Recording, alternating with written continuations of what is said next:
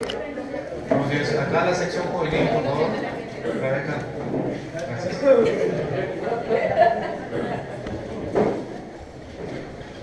Bueno, ya es muy notorio el cambio de clima, ¿no? Está siendo un poco más fresco. Para aquellos que son originarios de tierras más cálidas, como la hermana Gladys, bueno, esta es una época en donde ya comienza a hacer un poco más de frío. Parece ser que este invierno va a ser un poco más frío que lo normal, entonces, para que vayan tomando sus convivencias. Esta semana fue particularmente especial para nosotros allá en casa porque nuestra hija cumplió 12 años. Queremos dar también gracias a Dios por ello, que no está en este momento. Pero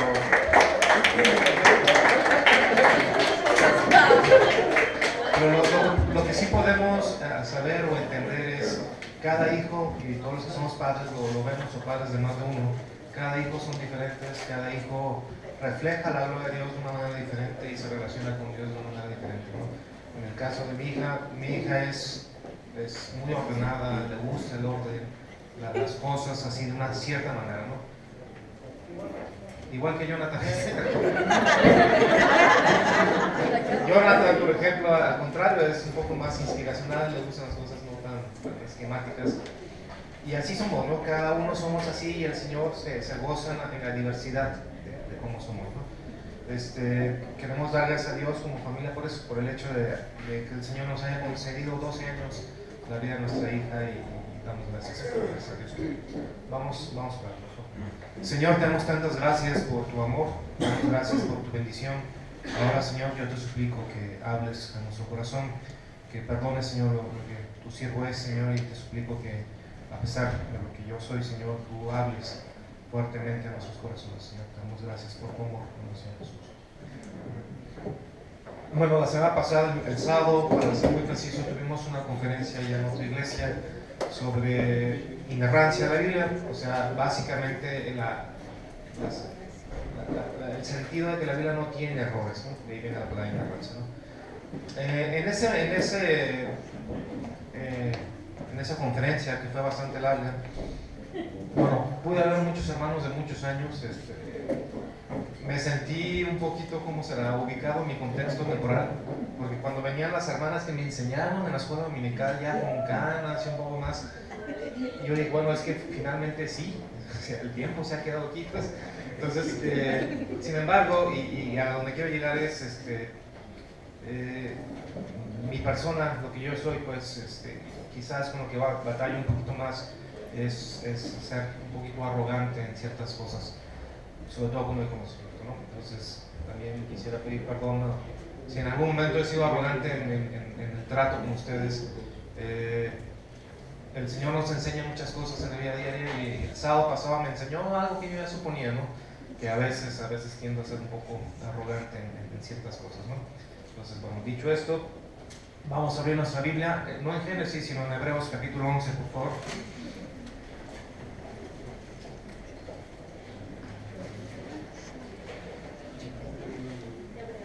Hebreos capítulo 11, usted dice, bueno, ¿qué tiene que ver Hebreos con Génesis? Pues tiene que ver algo, sobre todo por la persona que vamos a estudiar. Hebreos capítulo 11 dice, primer versículo, es pues la fe, la certeza de lo que se espera, la convicción de lo que no se ve.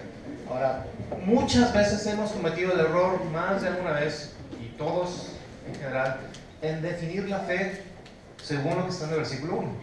Y permítame decirle que ese es un error. La fe no está definida según lo que viene en Hebreos capítulo 11, versículo 1, sino más bien por el producto de la fe es lo que produce una certeza en cosas que futuras. La fe está sustentada en cosas que van a venir, en la esperanza propiamente, ¿no? Y adicionalmente nos da una convicción, una certeza, una realidad, una realización de nuestra vida de que lo que estamos esperando es que cierto, ¿sí? Y no lo estamos viendo, ¿sí? Ese es el sentido de la fe. Ahora, ¿cómo podríamos entonces nosotros definir la fe en base a ciertas cosas que hemos visto en la Biblia a través de tantos y tantos años? ¿Cómo podríamos definir la fe? La fe la definimos como la capacidad espiritual para percibir, la revelación de Dios, creerla y hacer su voluntad con profundo amor, perseverando continuamente en ello. Va de nuevo. La fe es la capacidad espiritual para percibir la revelación de Dios, creerla y hacer su voluntad con profundo amor, perseverando continuamente en ello. En el sentido de fe tiene que haber una revelación de Dios. Si no hay una revelación de Dios, nosotros podemos tener cualquier creencia y asumir que es fe. Un caso muy claro, aquí en Guadalajara, 12 de octubre, hay una manifestación religiosa muy grande en esta ciudad, van millones de peregrinos hacia el norte, hacia Zapopan, y de alguna forma adoran a un ídolo, por la razón que sea, ¿no? Cuando están los comentaristas en la televisión o en la radio narrando el hecho, ¿qué es lo que dicen? Vean la manifestación de fe, ¿no? Bueno, sin embargo, yo personalmente dudo que Dios se haya revelado a esas personas de esa manera. Por lo tanto, no es un acto de fe bíblicamente hablando, ¿no? Que es un acto de fe, un acto de fe bíblicamente hablando es donde Dios se ha manifestado, se ha revelado hacia nosotros y nos ha dado la capacidad de creerlo. Y una vez creyéndolo, ¿qué hacemos? La voluntad del Señor con profundo amor, porque evidentemente hay una transformación en nuestro corazón. Y al final de todo esto, ¿qué es lo que sucede con nosotros? Perseveramos continuamente en ello. En la fe hay un fuerte componente de perseverancia. ¿Por qué? Porque si no hubiese esa perseverancia, si decimos que en este momento creemos y hacemos acciones, evidentemente en función de lo que creemos, pero después nos regresamos, no perseveramos, no hubo fe. ¿Se dan cuenta? ¿Cómo hay testimonio de nuestra fe? Por la perseverancia. Eso no quiere decir que no haya altibajos en nuestra vida espiritual. Es normal que haya altibajos en nuestra vida espiritual y desgraciadamente es normal. Sin embargo, siempre en un sentido de ¿qué? Perseverancia. Perseverancia. Ahora vamos a continuar aquí. Versículo 3. Dice, por la fe entendemos haber sido constituido el universo por la palabra de Dios, de modo que lo que se ve fue hecho de lo que no se veía, es decir, una creación de la nada. Y aquí comienza a escribir algo que ya o resumir lo que ya hemos estado viendo. Dice, por la fe Abel ofreció a Dios más excelente sacrificio que Caín, por lo cual alcanzó testimonio de que era justo, dando Dios testimonio de sus ofrendas, y muerto aún habla por ella. ¿Sí? Abel ofreció un mejor sacrificio. Ahora dice aquí de alguna forma, implícitamente da la idea de que Abel ofreció su sacrificio con ¿qué característica? Con fe. Con fe. Por lo contrario, Caín, ¿cómo ofreció su sacrificio? Sin fe. Y sin fe no agradó a Dios. Dice, versículo 5, por la fe Enoc fue traspuesto para no ver muerte, y no fue hallado porque lo traspuso Dios, y antes que fuese traspuesto tuvo testimonio de haber agradado a Dios. Dicho de otra forma, él tenía fama o daba testimonio no solamente a sí mismo, sino a las demás personas que tenía una relación con Dios y vivía conforme era agradable a Dios. Y dice que fue traspuesto. ¿Qué quiere decir que fue traspuesto? Que Dios se lo llevó vivo y hecho de otra manera, ¿no? ¿Sí? Ahora dice, versículo 6 es muy importante, dice, pero sin fe es imposible agradar a Dios, porque es necesario que el que se acerca a Dios crea que le hay y que es galardonador ¿de quién? El que les busca. Ahora, ¿qué quiere decir esto, hermanos? Esto es muy importante. Sin fe es imposible agradar a Dios. Cualquier cosa que yo hago en el marco de la fe, agrada a Dios. Cualquier cosa que yo hago fuera de la fe, no agrada a Dios. ¿Se da cuenta? Ahora, interesante ver que dice que aquí que sin fe es imposible agradar a Dios. ¿Qué es lo que necesito antes? Con un componente anterior, agradar a Dios. La fe. ¿Se da cuenta? Y muchas veces nosotros somos al revés. Digo, yo empiezo, según yo, a agradar a Dios, porque consideramos que mucho del problema, o de nuestro problema, tiene que ver con nuestro comportamiento. Y no es así. El problema del hombre, como ya lo hemos mencionado con el anterior, no es un problema de comportamiento. ¿Es un problema de qué? Espiritual. Espiritual. ¿Sí? Ahora, versículo 7.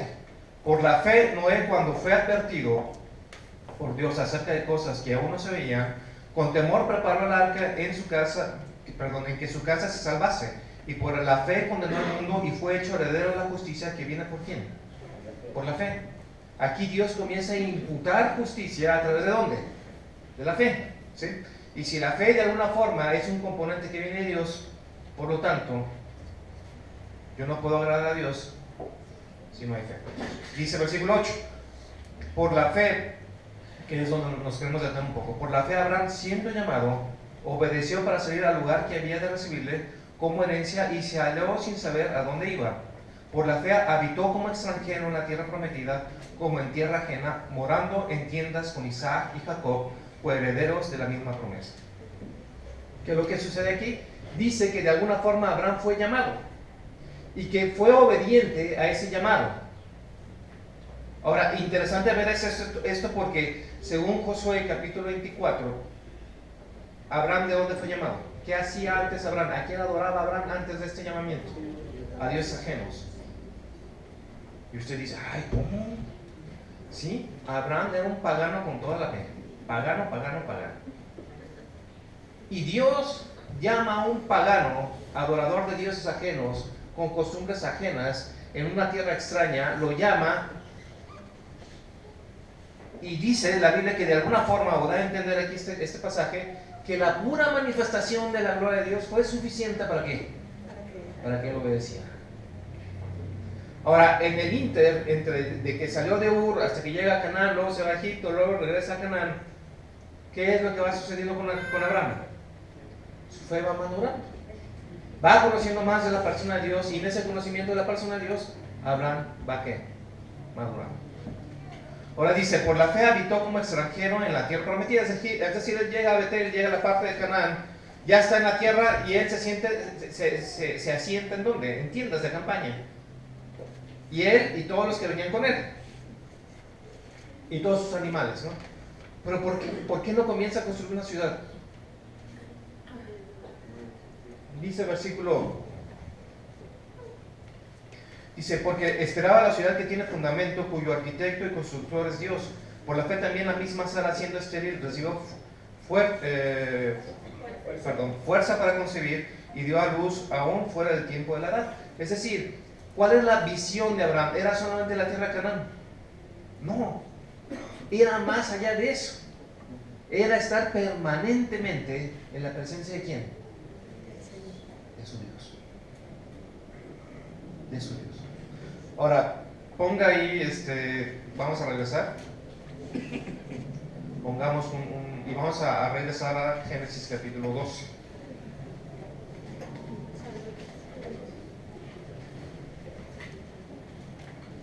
Génesis capítulo 12.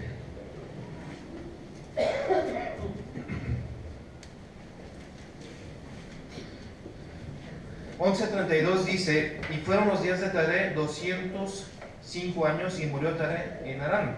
Taré era papá de ¿quién? De Abraham. Ahora dice, pero el Señor había dicho a Abraham, vete de tu tierra y de tu parentela y de la casa de tu padre y a la tierra que te mostraré. Y haré de ti una nación grande, te bendeciré y engrandeceré tu nombre y serás ¿qué? Bendición. Bueno, aquí hay propiamente dos mandamientos. Digo, sé que la lección dice que hay tres, pero bueno, realmente hay dos mandamientos, y lo resumimos de esta manera, hacia la persona de Abraham. Dos requerimientos muy importantes. Uno es renuncia. Renuncia a tu parentela, renuncia a tu país, renuncia a tus costumbres, renuncia a tus dioses y vete a otra tierra, lejos de aquí. ¿Sí? Pero además hay un segundo componente. Versículo 2 dice, y engrandeceré tu nombre y serás ¿qué? Bendición. Eso es muy importante porque como está escrito originalmente en el hebreo es una orden, no es una promesa. Podemos pensar que ser bendición en este caso podría ser una promesa, pero no. La orden que tenía Abraham era ser bendición, ¿no? Y eso es muy importante. ¿Por qué? Porque él venía de un trasfondo como pagano, totalmente. Él adoraba a los dioses que adoraban los babilónicos, él adoraba a los dioses que adoraban los caldeos, él adoraba esa forma de vida. Ellos están muy acostumbrados a esa forma de vida y de repente, imagínense, llega con Sara y le dice, ¿sabes qué? Se me apareció el Dios verdadero y nos vamos a ir a otra tierra lejos de aquí. ¿Usted como esposa qué hace? Yo creo que agarra un sartén y le da un sartenazo para ver si entiende. Pero aquí el punto es este. Básicamente lo que sucedió. Abraham era un hombre con cierto grado de prosperidad, vivía más o menos bien en Ur. ¿Por qué te vas a mover? Según lo que hemos visto anteriormente, porque la manifestación de la gloria de Dios no dice cómo, no dice si fue una zarza ardiente, si fue una voz audible, si fue propiamente una manifestación angelical, una epifanía, lo que haya sido. Finalmente él percibió la gloria de Dios, y con haber percibido la gloria de Dios, dice: yo agarro mis posesiones, agarro mis ovejas, agarro los camellos, las cabras, los que tenga, mi esposa, un sobrino, algunos sirvientes, y vámonos. Y dice versículo 3: bendeciré, esto es una promesa, a los que te bendijeren, y a los que te maldijeren maldiciré, y serán benditas en ti todas las familias de la tierra. Ahora, se fue Abraham, como el Señor le dijo, y Lot fue con él. Y era Abraham de edad de 75 años cuando se lo dieron. Tomó pues Abraham a Sarai su mujer, y a Lot, hijo de su hermano, y todos sus bienes que había ganado, y las personas que había adquirido en Aram.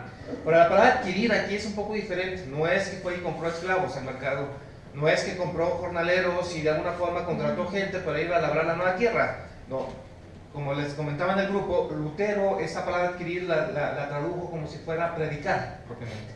Y la idea propiamente porque es adquirir sus almas. De alguna manera lo que él hizo fue predicar de ese Dios nuevo, que no conocía a la gente en ese momento, no que sea nuevo. Y propiamente los convenció, o el Señor los convenció, ¿para qué? Para que se unieran a Abraham en esa peregrinación desde Arán hasta Canaán. ¿Se da cuenta? Abraham de alguna forma fue uno de los primeros misioneros. ¿Sí? Ahora él estaba cumpliendo el mandato del Señor. Por supuesto que lo estaba cumpliendo. ¿Por qué? Porque fue al menos bendición para esas personas. Ahora dice, versículo 6: y pasó Abraham por aquella tierra hasta el lugar de Siquem, hasta el encino de Moré, y el cananeo estaba entonces ¿en dónde? En la tierra. Y ya vimos toda la maldición que había sobre los cananeos y cómo de alguna forma ellos iban a tomar esa tierra. Dice: y apareció el Señor a Abraham y le dijo: a tu descendencia daré esta tierra. ¿Y qué es lo que hizo? ¿Cuál fue la respuesta? Edificó allí un altar al Señor, quien se había aparecido, y luego se pasó allí a un hombre al oriente de Betel y plantó su tienda. Digo, a un monte al oriente de Betel, plantó su tienda, teniendo Betel al occidente y a Jai al oriente, y edificó allí un altar al Señor e invocó el nombre del Señor. Ya llegó a Canaán. Dice que se posicionó de una forma que Betel estaba a un lado, Jai estaba a otro. ¿Se acuerda que Jai fue una de las primeras ciudades conquistadas por Josué? Y en este caso Betel era un centro de adoración. Betel quiere decir casa del Señor. ¿Qué adoraban en Betel? Los dioses cananeos. Entonces, en un mundo de densa oscuridad, donde el nombre de Dios no era invocado ni tan siquiera conocido, Abraham comenzó a hacer una luz que disipó esas tinieblas. Usted ha sido llamado a ciertas cosas. Usted ha sido llamado a la salvación. Usted ha sido, si es llamado a la salvación, es llamado a la santidad. Y si somos llamados a la santidad, ¿somos llamados a dónde? ¿A salirnos a un monasterio? Digo, muchos seríamos felices en un monasterio. Yo soy uno de ellos. Digo, porque soy un poquito antisocial y ustedes no perciben. Sin embargo, ¿a quién nos ha llamado el Señor? A estar con la gente, a estar en este mundo. No somos de este mundo, pero estamos en este mundo. Y si estamos en este mundo, ¿a qué hemos sido llamados? A hacer una luz. A hacer una luz. A que los demás vean cómo invocas el nombre del Señor. A que los demás invoquen el nombre del Señor porque tú lo haces. Ustedes observen la oscuridad donde vivimos. ¿Quiénes invocan el nombre del Señor? Y aún los que nos decimos ser cristianos muchas veces estamos muy lejos de lo que es la palabra de Dios. ¿Y sabe que es más fácil? Amoldarse, seguir la corriente, juntarla que no me diga nada, Y pensamos que nuestro culto es público, es privado, es mío, mientras yo estoy bien con el Señor. Pues no, déjeme decir, nosotros hemos sido llamados a ser una luz. En donde estamos, en la escuela, en el trabajo, con los vecinos, con tu esposa, con tu esposo, con tus hijos, entre los vecinos, con los hermanos de la iglesia, con todos aquellos que nos rodean, hemos sido llamados a ser ¿qué? Una luz. Una luz. Sin embargo, Abraham, versículo 10, capítulo 12, dice: hubo entonces hambre en la tierra y descendió Abraham a Egipto para morar allá, porque era grande la tierra. Ustedes recuerdan la historia, ¿no? Llega a Egipto Abraham y de alguna manera tiene miedo a la reacción de Faraón. ¿Por qué? Porque Sara, su mujer, era una mujer hermosa. Sara era una mujer de unos 70 años más o menos. Sin embargo, dice que era una mujer hermosa. Ahora, ¿qué fue el sentimiento que tuvo Abraham? Miedo, y era un miedo bien fundado, porque en esa época era muy usual hasta cierto punto que si yo quería a tu esposa porque estaba guapa, pues lo mato y pasa a ser mía, ¿no? Entonces, de alguna forma, previendo eso, él dice una media verdad y una media mentira. Es decir, ciertamente Sara era su media hermana, pero además era ¿qué? Su esposa. Entonces, esa verdad la omitimos, para no meternos en problemas. Aquí vamos a estar en Egipto algún tiempo. Y bueno, ahora, ¿qué es lo grave de todo esto? Lo grave de todo esto es de que finalmente aquí la fe de Abraham evidentemente flaqueó. ¿Por qué? Porque desconfió del poder de Dios. Dios ya le había dicho: ¿sabes qué? Te voy a bendecir, vas a ser una gran nación. Dicho de otra forma, Abraham no necesitaba ¿qué? Ayudar a Dios. Dios lo puede hacer solito. Entonces, él quiso ayudar a Dios con sus buenos consejos y su buen criterio, y no lo hizo. Hubo consecuencias, obviamente. Faraón se enoja porque Faraón percibe a través de las plagas de que no, aquí hay gato encerrado, ¿no? Entonces manda a llamar a Abraham y le dice: oye, ¿por qué no me declaraste que esta mujer era tu esposa, no? Finalmente ahí también pudo haber muerto Abraham, ¿no? Sin embargo, Dios lo conserva, y de alguna manera también permite que ellos no salgan avergonzados, sino avergonzados y con muchas ovejas, mucho oro y muchas otras tantas cosas, ¿no? Y ya salen a su tierra. Sin embargo, Abraham tiene un acto de contrición. Llega al lugar donde estaba el altar, y ¿qué hace? Invoca el nombre del Señor. Se pone a cuentas con él. Ahora, de alguna forma, Abraham ha sido tomado como un modelo de fe. Un modelo de fe similar al de nosotros. ¿Por qué? ¿De dónde salimos nosotros, hermanos? Cada uno de ustedes. ¿De dónde hemos salido? Pues del paganismo. Pagano, paganote. Es la verdad, adorando a dioses ajenos a nuestro Dios, viviendo en nuestro propio criterio, pensando que nosotros tenemos derecho a ser felices y que en la construcción de nuestra felicidad todo es válido.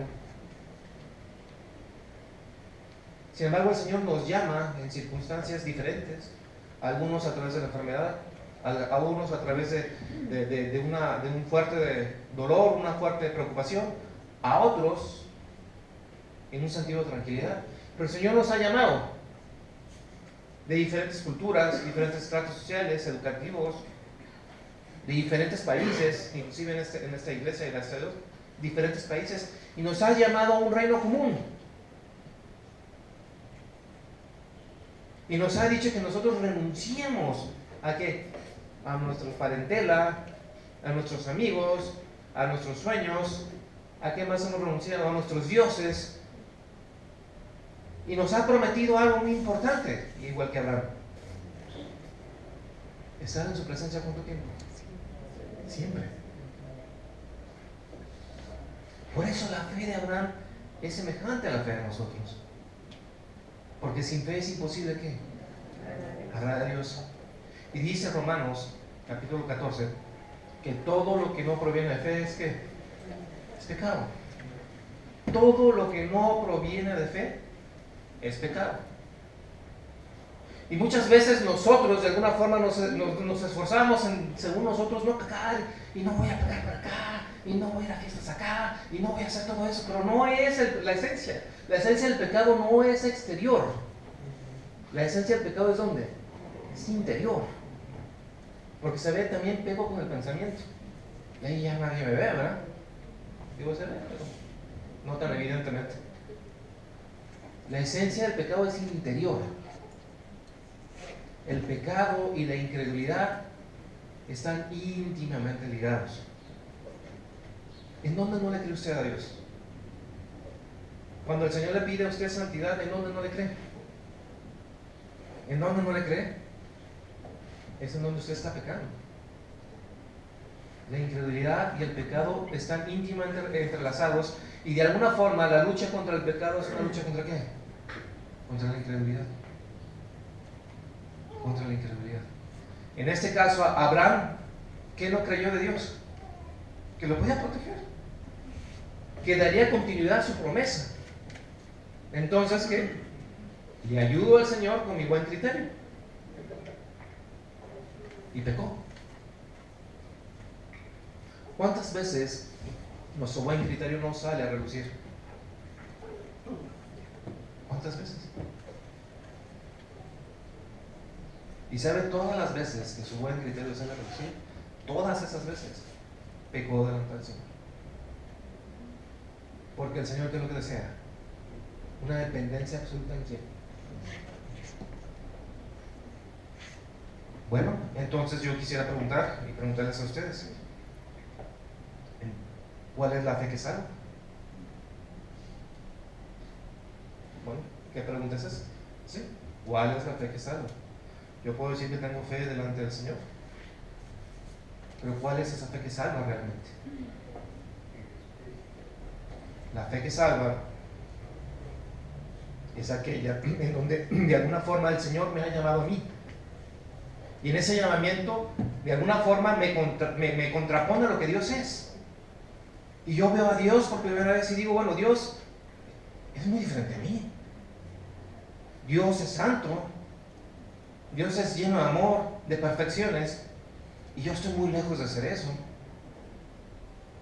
Y comienza a haber algo, un sentido de ¿qué? De arrepentimiento.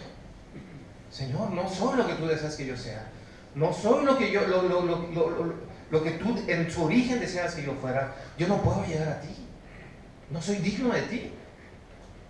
Y esa convicción que el Señor pone en nuestros corazones nos lleva a ¿qué? A arrepentirnos, a creer y de alguna forma a buscar la persona de Dios. Y cada vez que venimos a la palabra de Dios, nos damos más cuenta de quién es Él y quién soy yo. Porque el arrepentimiento es un proceso continuo. Sucede una vez en la vida, pero va continuando. A medida que yo conozco más a Dios, me ubico en más quién soy yo. ¿Y cómo puedo obtener esa fe que salva? ¿Es acaso una decisión? Abraham no decidió seguir a Dios. Abraham fue llamado. Fue llamado. Y ante la verdad de Dios, ¿qué hizo? ¿Se da cuenta? ¿Por qué? Porque para la obediencia se necesita fe. Para la obediencia se necesita amor a la persona de Dios. No se equivoque. No es de que yo voy obedeciendo al Señor y mostrando mi amor por Él, eso no sucede. La obediencia es un fruto del Espíritu Santo. ¿Y sabe qué también es un fruto del Espíritu Santo? La fe. ¿Qué quiero decir con esto? Sin la presencia de Dios en nuestras vidas, nosotros no podemos obedecer a Dios. Sin la presencia del Espíritu Santo en tu vida, no puedes obedecer a Dios. Porque no lo amas.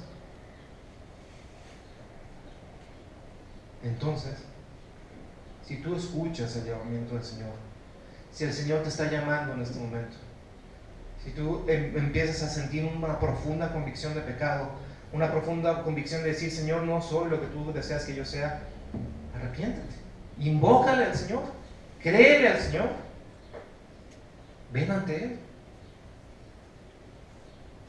Un ejemplo de fe salvadora, Romanos capítulo 9, ¿se acuerda?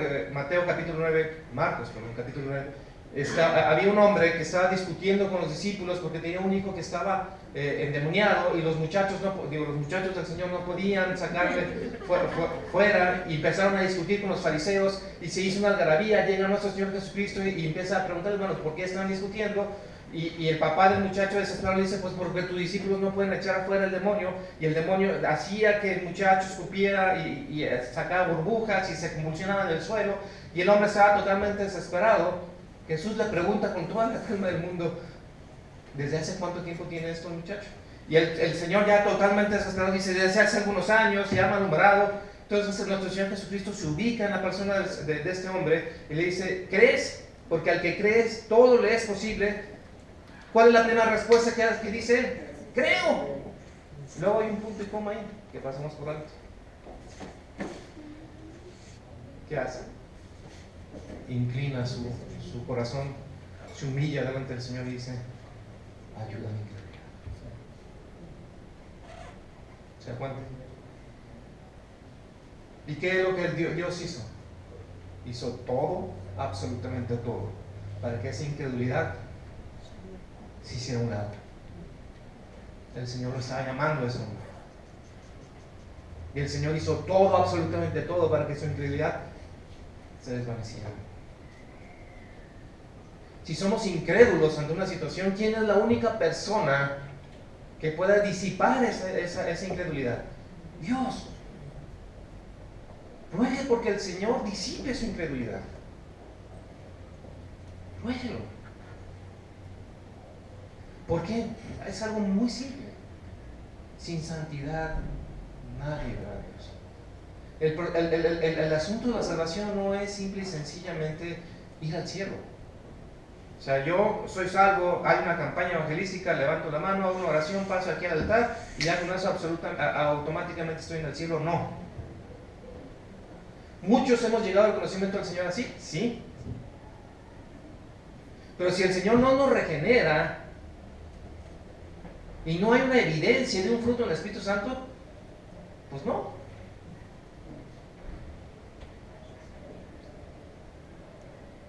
Sin santidad nadie verá a Dios. Es un proceso donde yo de alguna manera soy creyente en este momento, el Señor entra en mi vida, y el objetivo final de la salvación, ¿qué es? La santidad. La santidad. Dice que el que comenzó en vosotros la buena obra la va a perfeccionar ¿hasta cuándo? Hasta el día de Jesucristo. Con Abraham, evidentemente, él tuvo fe. ¿Y quién satisfizo la justicia de Dios en el futuro? Nuestro Señor Jesús, en la cruz del Calvario. Pero la fe en Abraham le fue contada ¿por qué? Por justicia. Hermanos, estaba hace, ¿qué será? Una semana y media, estaba leyendo el periódico en el trabajo en la mañana. Allá en México los horarios son un poco diferentes, las dinámicas son diferentes. Entonces, en ese día no había desayunado, llegué al Starbucks que está ahí en la esquina del hotel, y me lo llevé hacia la oficina para ya llegar más o menos temprano, y me senté y estaba leyendo el periódico, ¿no? Me gusta, por ciertas cuestiones culturales, leer un periódico ruso que está en castellano, un portal ruso de noticias. Estaba leyendo sobre la guerra en Siria, pero vi una noticia sobre lo que había sucedido en una ciudad que se llama Alepo. Alepo es una ciudad que está al norte de Siria, y es interesante la historia de Alepo porque finalmente ahí tenían la copia más antigua del siglo X más o menos del Antiguo Testamento, ¿no? Lo tenían en hebreo, en una sinagoga, pero en 1948 más o menos, después de que Israel se independizó, se llevaron el rollo hacia Jerusalén después de que lo intentaron quemar, ¿no? En Alepo, estadísticamente el 32%, 33% de la población se identifica como cristiana. El resto son musulmanes y hay una pequeña comunidad judía. Ustedes sabrán que en este momento en la zona de Siria pues hay algo que se llama el Estado Islámico. Entonces el Estado Islámico de alguna manera lo que quiere son sunitas, son de la parte del Islam que se identifica con Arabia Saudita propiamente. Entonces ellos quieren poner un califato en cierta parte de Siria, Irak, Irán y Arabia Saudita, ¿no? Un califato como tal es un reino musulmán, sin ser muy específico. Entonces estaba leyendo la noticia, y estaba leyendo la noticia de que algunos cristianos fueron masacrados en esta ciudad, ¿no? En Alepo. Lo interesante de todo esto es que el diario ruso daba cuenta de esta noticia y solamente decía algo acerca de una persecución religiosa sobre los cristianos y ya, ¿no? Es importante entender, hermanos, que en esta época es quizás una de las épocas en donde ser cristiano en la mayor parte del mundo significa ponernos en peligro. ¿Sí? Es una época muy peligrosa y es una época en donde si el Señor así lo ha permitido, será para su gloria, ¿no? Bueno, el punto es, estaba leyendo la noticia, pero quise meterlo porque identificaron a la misión que es Christian Aid. Me metí al sitio de la misión en inglés y comencé a leer la noticia, y la noticia iba un poco más específica, ¿no? Decía que un pastor cristiano, que había fundado 9 iglesias en la ciudad de Alepo y las regiones circundantes, fue masacrado, fue crucificado junto con su hijo de 12 años. Entonces, y además de ellos murieron otras 18 personas de la misión, entre hombres y mujeres. Bueno, después empecé a buscar y llegué a sitios mexicanos, periódicos mexicanos, y decía ya la noticia un poco, ya conjuntando las diferentes fuentes, sucedió la siguiente manera. Llegó el ejército islámico a un barrio de Alepo donde estaban estas personas, están en una batalla muy fuerte, llegan con la misión, ven a los cristianos, agarran al muchacho de 12 años y lo empiezan a torturar. Le cortaron algunos dedos de la mano y el papá está bien. Uno de los del Estado Islámico se voltea hacia el papá y le dice: lo vamos a dejar de torturar si tú te conviertes al Islam. ¿Usted como padre qué hace?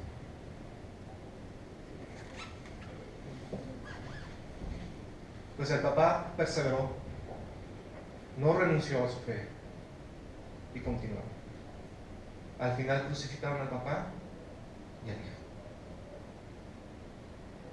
Pero la historia no para ahí, porque los 18 restantes que estaban viendo y observando y sabiendo que los iban a decapitar, perseveraron. Testimonios de las personas que estaban ahí, musulmanas todas ellas, declararon que cuando particularmente las mujeres las estaban a punto de decapitar, estaban orando al Señor. Particularmente 3 de ellas no solamente estaban orando, estaban sonriendo. Y una de ellas dijo: Jesús.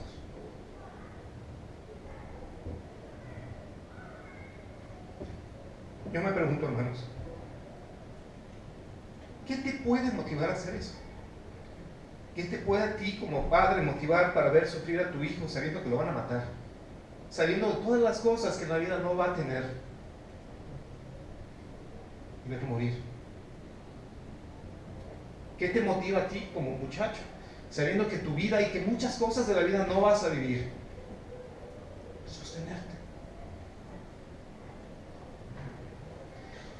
¿Qué te motiva a ti, persona que estás observando eso? Sostenerte, sabiendo que vas a morir.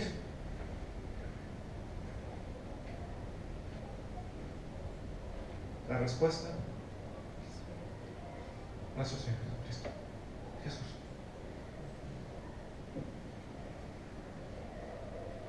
Y eso es fe, hermanos. Estar totalmente convencido de lo que vamos a recibir, sin dudas. Eso es fe. ¿Dónde está su fe, hermanos? ¿En qué tiene puesta su fe? ¿Sabe cómo describe Hebreos 11 a esas personas?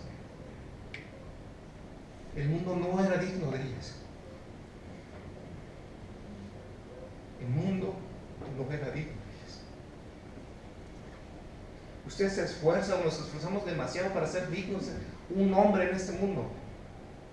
Dios prefiere que el mundo no sea digno de nosotros.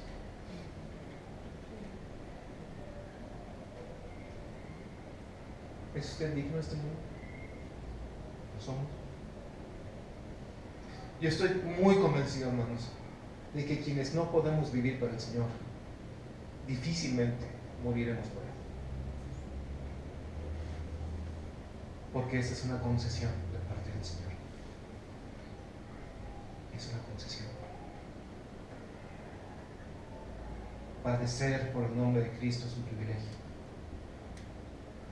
Es un honor. 4 libros hay, sé que nos estamos desviando un poquito, pero va relacionado a esto. 4 libros hay dirigidos propiamente, en el Nuevo Testamento dirigido a los cristianos. Uno de ellos es Primero de Pedro, a los judíos propiamente. Primera y Segunda de Pedro está orientado a aquellos judíos que fueron esparcidos por la tierra, ¿no? Y propiamente Primera de Pedro capítulo 1 trata de que la consecuencia de nuestra fe siempre va a ser ¿qué? Sufrimiento. Sufrimiento. Pero la fe de Abraham no fue ciega. Él esperaba que la ciudad en donde él iba a morir, iba a morar con nuestro Señor. ¿Cuánto tiempo? Siempre. La fe de nosotros como creyentes no es ciega. No estamos aventándonos al vacío. Nos estamos aventando a las manos del Señor, porque sabemos que un día estaremos en la presencia del Señor. ¿Cuánto tiempo? No sé. Vamos a ver. Señor, te damos tantas gracias por este día. Yo te suplico, Señor, que en tu misericordia, en tu amor, Señor, tú hables en nuestros corazones, Señor. Tú produzcas esa fe, Señor, esa fe duradera, esa fe perseverante, Señor, esa fe que sobre todas las cosas produce un amor, un fervor hacia tu nombre. Te suplico que generes esa fe, Señor, en nosotros, que tu Espíritu transforme nuestros corazones y que, Señor, podamos perseverar en un mundo donde está lleno de peligros.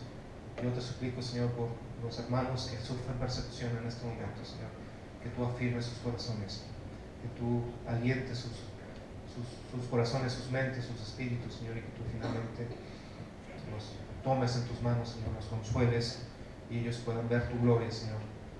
Te damos gracias por tu infinito amor. En nombre de nuestro Señor Jesucristo.